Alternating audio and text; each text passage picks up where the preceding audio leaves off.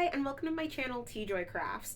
I am tJoy, and this is my special place where I'm going to be sharing with you guys everything that I craft. I would consider myself a maker more than anything else. I'm somebody who loves to knit and crochet, and I bake and cook, and I'm also somebody who sews a lot. That's probably the thing I'm going to spend the most of this year working on, actually. And as an amateur sewist, I definitely would like to encourage a lot of people in the idea that you don't have to be perfect at everything that you make, especially when you're making things for yourself, which is going to be the focus of a lot of what we talk about today. But also, I think anything that I make, whether it's the crocheted stuff or other crafts, things like that, a lot of people will tell me, oh my goodness, I couldn't do that. I don't have the skill set to do that sort of thing. I do not consider myself a perfect person in the slightest. I think the thing that I love the most about my crafts, and that comes across a lot about what I make, is that I'm just somebody who's doing their best. I really do just love the ability to get to try out new things and just see what sticks and what works. And I'm excited to just kind of share that with other people so that y'all can see no matter what you do, if you just enjoy what you're doing, even when there's roadblocks or things that come up, you can have an amazing time just doing something that you love. So excited to be doing this. I'm incredibly nervous, but I hope you will enjoy the journey. So yeah, I am finally using my craft channel. I've had this page for a while. I've wanted to do tJoy Crafts for a very long time and share with other people what I'm working on and kind of just start taking part in the community in a different way as opposed to just a consumer of the community. So excited to be working with you all now. Say hi in the comments. Anyway, what made this the time to get started? I'm going on a very specific journey this year where my goal is to focus on dressing my body better. Groundbreaking. I think that I have been good at sewing. I've used patterns. I still love getting to use patterns. But I think being able to focus more on what actually fits my body type, and finding pieces of clothing that I'm really going to be happy with wearing is going to be a major sticking point of the year for me. I started branching out more in my sewing last year. 2024 was an amazing year for me to learn a lot of new things about sewing. I'm currently 26 years old, and I started sewing when I was about 7. And even though I've sewn this entire time and I've loved getting to do it, last year was the first year where I feel like I really branched into some projects apparel-wise that were a little bit more adventurous, a little bit more fun, and I started really taking advantage of patterns as a way to kind of have a framework of what I wanted and work within that to kind of get myself to the next step. I would love to share with you guys everything that I created in 2024. If you're interested in seeing that, please let me know. But the most important thing that was kind of missing from the work that I did in 2024 was the ability to customize a lot of what I was creating. I was using stock patterns a lot of times, and those do work out well, but as I've learned more about my body shape, I just see the areas where stuff like that is not always the best thing, and also where I might see something that looks nice online, it may not necessarily read the same way on my own body. So I've gotten a little bit more careful about, hey, what am I going to make, and is it actually something that's going to make the most sense for me? In came the most important project I'm probably going to work on this year, which sounds crazy. It's gonna be my bridal shower dress for my sister's wedding. And I know that's like not my event, but I'm planning it. It's my event. I wanted to start the year off with something that I'm not going to wear until May, actually. So it's February now, so I'm a little bit early. But the reason I'm early, I wanted to have some time to be able to mess some things up and try some new things with it. I also have lost a bit of weight, and I'm trying to motivate myself in order to stay at the size that I'm at right now. So I'm making the dress now, not wearing it till May, and the hope is that it's something that will still fit me at that point in time. When you see it, you'll realize like it's a very close fit dress. So the goal is to kind of just maintain where I'm at right now, and kind of keep this as a healthy place to be, because I like where I'm at right now. I lost 20 pounds, and that's not like a crazy number or anything, but it really shaped me out in a different way, and that's something that I'm hoping I'm going to be able to stick with as the year progresses. So yeah, so I would like to use this dress as an incentive to stay a similar size that I am right now. And finally, it's kind of a combination of factors, but when I decided I was going to make my dress for the bridal shower for my sister, I already picked the fabric. I knew what the fabric was, I knew what I wanted in my head, and I could not find a pattern for this particular thing. The most similar patterns that I found were things that were either stretchy materials for the fabric, or they weren't an exact match for what I was looking for. And long story short, the decision became to get a dress that was going to have essentially a perfectly fit bodice. So I wasn't going to be able to use a stock pattern. I had to create something that was going to be a perfect fit for my body. And that was the crazy decision that I made that kind of spurred off this entire journey of realizing clothing customization is incredibly important, and knowing how to dress your body in the right way is incredibly important. So yeah, I just became kind of hyper aware of that working on this project, and not in that negative, oh, I'm aware of my body kind of way, but in more of like a, hey, this is what I look like, and loving that, and also being able to dress it and dress it well, because stock patterns don't work for me. There is not much for me in the store that makes sense on my body, and I also do not want to be buying a bunch of fast fashion, especially for events where I can make something really nice that I'm going to be able to keep. I would rather just do that so that I'm able to keep something in my closet, as opposed to just having one and done items from fast fashion that are not necessarily going to stick with me. So, my measurements. I'm 4'11" with double D breasts, small waist, wide hips, broad shoulders, short torso. Mathematically, I'm a brick house. However, as much as I love this does not fit a standard pattern. It's actually often the case that women with proportions who do not fit that standard average and may be smaller or larger will oftentimes have to do a little bit more work to find things that fit their body. I oftentimes would compensate for this by buying things that used a lot of stretch fabrics, or things that were going to be probably like open in the front, things like that. And I would rather just be able to have items that are perfectly fit to me.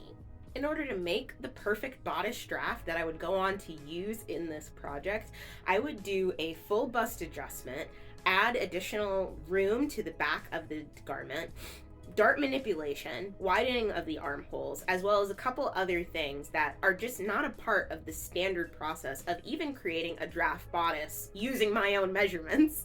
This conclusion, though, of everything that would need to be done to make a bodice fit me did not come for a number of days, and I did about 5 or 6 revisions to the actual drafting of the bodice, and probably somewhere in the range of 6 to 8 different mock-ups to actually fit it onto my body to make sure that it was a perfect fit for what it was that I needed. And while I'm on the subject of talking about everything that I went through in order to do this project, yes, I know I could have stopped. I could have bought stretch fabric to make it easier on myself, and that would have been perfectly fine. But this really is what spurred on my understanding of the importance of making something that actually works for you.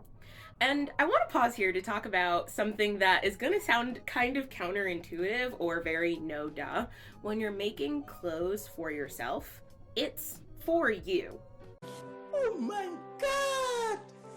Wow! My personal style has been developing for years, and I'm still learning how to manage that very well. I actually grew up going to uniform schools, basically my entire high school and middle school and elementary career. So by the time I got to college, I was kind of just wearing whatever I saw online. And I'm somebody that, even though I've gotten better and I do have a pretty good sense of style, I want to continue improving that because I feel like there's always something new to learn. It's so easy to just buy clothes because of fashion trends or because you like the way that they might look in pictures. But also, a lot of the visuals that we take in around clothing and around the way that people dress can also sometimes make us feel like you can't be a fashion girly because you're not dressing outrageously as some of the photos that you see of people online. Or that cost is a barrier to dressing in a way that could make you truly happy. I recommend checking out Bliss Foster's video on the alarming trend of unwearable clothes. It was incredibly eye-opening, and also their channel is just really great in general for fashion history and fashion current events.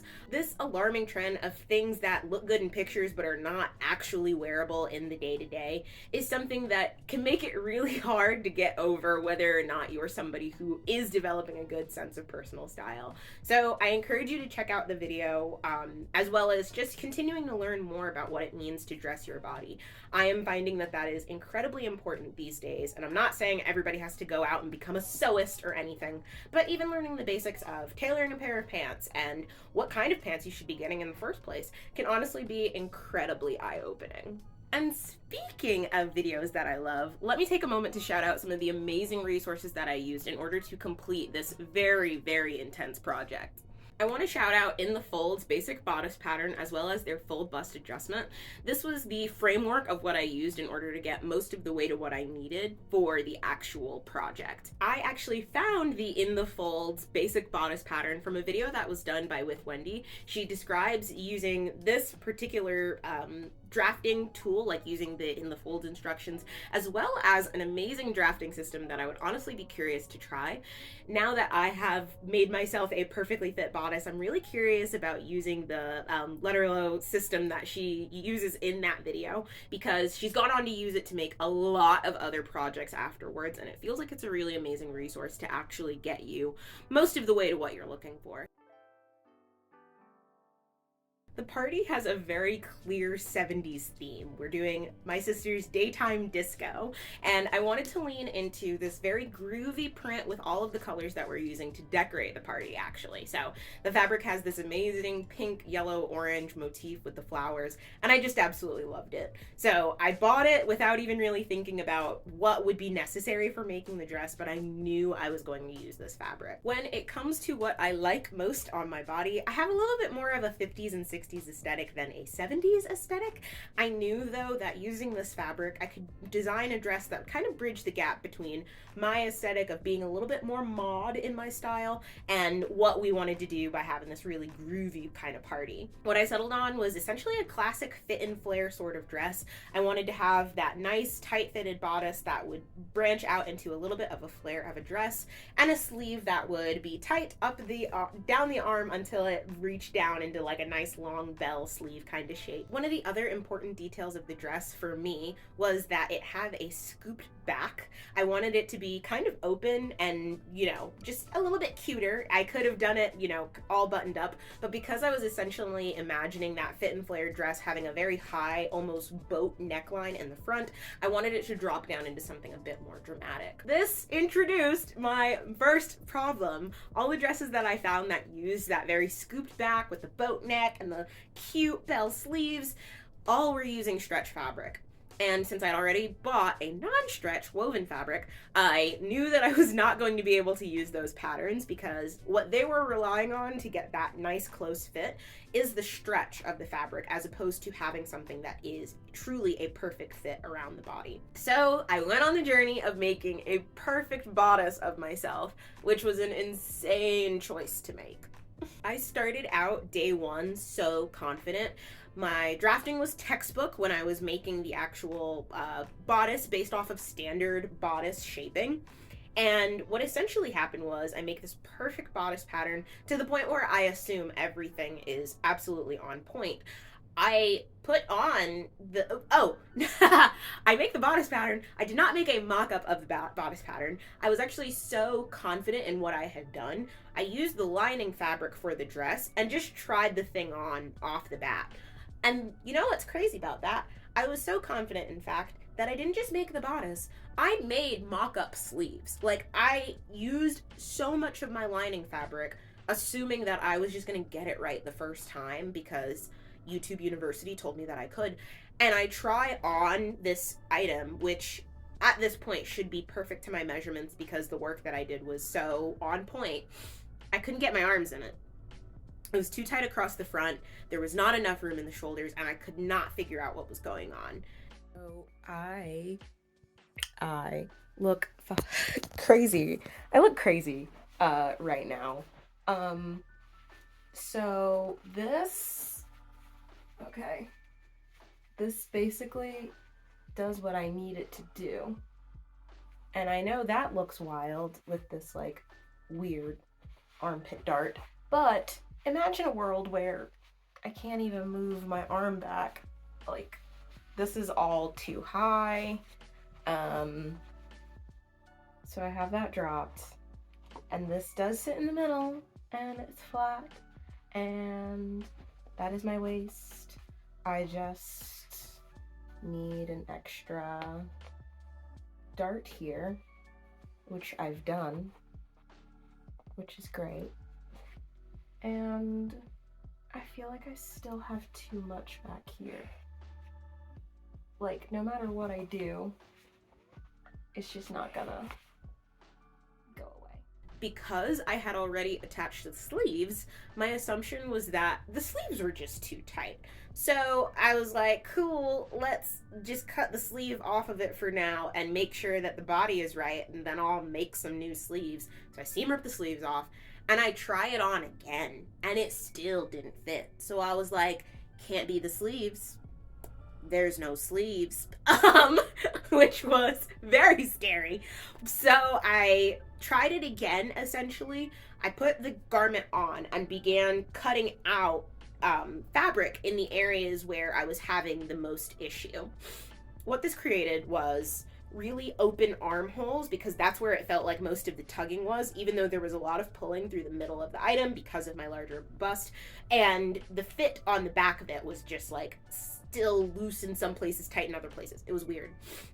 But I start cutting out space from the armholes to try to get it to fit more. I end up with such a large hole in the armhole that I begin developing a seam across this middle area here. I now know that this is a very common dart to get used in items like a tight-fitting bodice, especially with a larger bust. You'll end up with a dart that is used to kind of create more of a shape to the breast than what you would get from a standard 2-dart pattern. So you could do it as a 2-dart with a third, or what I did, which was manipulate that dart to just be a single dart down the bottom, and then open up this side area with additional fabric in it so that you can have enough room to shape around the bust correctly. It took me probably 2 or 3 iterations to tell myself, hey, stop using your lining fabric to try to make these. You're clearly not getting closer. So I finally switched over to using other fabric, and I also finally started looking into additional resources, which is how I came across the full bust adjustment. And the full bust adjustment is really great because what it gave me the ability to do was add additional room to the middle and to those darts so that I could almost start bigger and then work my way down smaller to actually fit onto my body.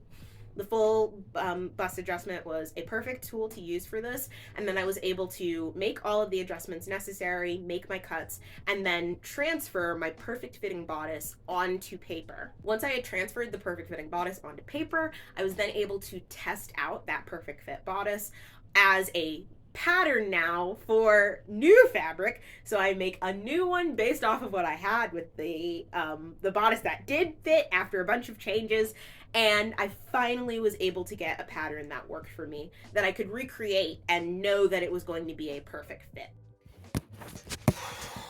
Okay, bodice test number a billion.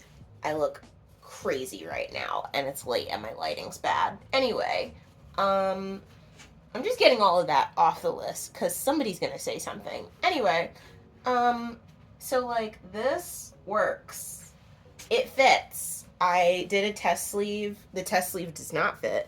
I just took the top of the shoulder off, and it turns out I need like an extra 1.5 inches because I would like the shoulders of my things to sit slightly higher on my shoulder because I feel like I have a very broad shoulder. Ooh, okay. We did it, Joe. All right. Look at that. This is a wild line, but it's the only thing I had to add to this pattern. Just to flatten it across the top of my chest. But this fits like perfectly. I'm getting a little bit of ribbing there, so there's a little bit of tightness. So I do have to figure out a way to normalize this curve so that I can do it repeatably on some other items that I own. However, this is my body as a sloper. I think I finally have a pattern that works for me. Once I had the perfect fit pattern, there were 3 things that I needed to do so that it would be easy to just kind of have everything I needed for this particular project. Scoop the back out so that it was that open shape that I was looking for. Open up the sleeves and give myself that bell shape that I really wanted. And lengthen the bodice down so that there was enough room to attach a skirt to. For the skirt itself, I actually ended up just using a half circle skirt, mock like calculator. Shout out to Mood Fabrics. I use a lot of their resources for different things. They have a calculator online that basically just gives you everything you need to input in order to get a perfect full circle, half circle, whatever you need. Why I did the half circle, I wanted it to have that fit and flare style, but I didn't want it to be an incredibly full skirt. The goal is to have a nice smooth flow kind of line, similar to the smooth flow of the bell sleeves, and in order to create that, I settled on doing a half circle skirt. I almost did a quarter, but I'm happy I did the half circle because it still gives you a lot of romance and a lot of fun in the movement of the skirt.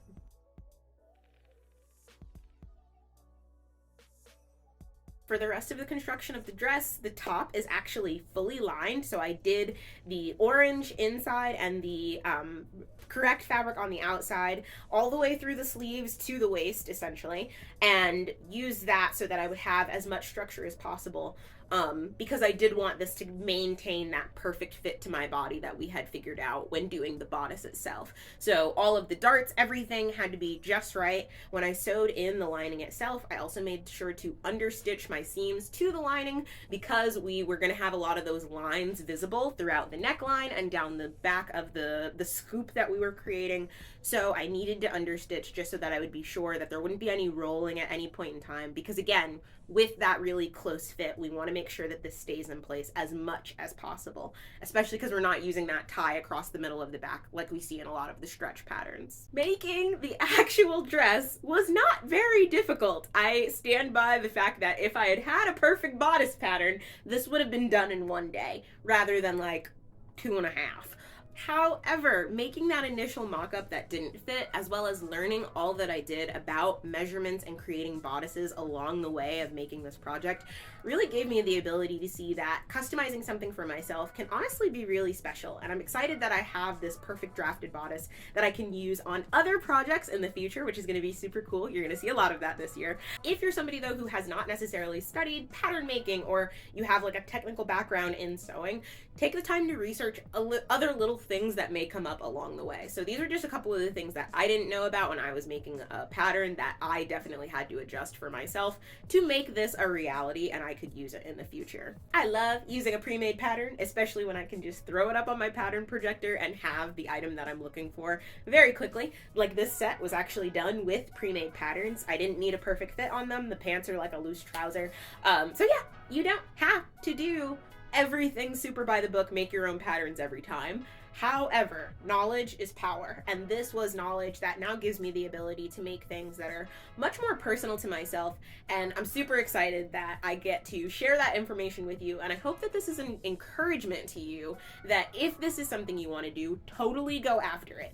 It may take more time than you think, but you should totally go after it. This was a wonderful project to start the year with, and I'm super excited that I'm getting to bring you guys along on my journey. If you are curious and want to see more of an amateur sewist just kind of learning how to dress herself better this year and making a lot of mistakes along the way, feel free to follow me, subscribe to the channel, and let me know down in the comments if there's anything else that you want to see a sewist work on, or if there's something that you've learned while going through the process of starting to make clothes for yourself. I hope you have a great rest of your day, and I'll talk to you soon. Bye!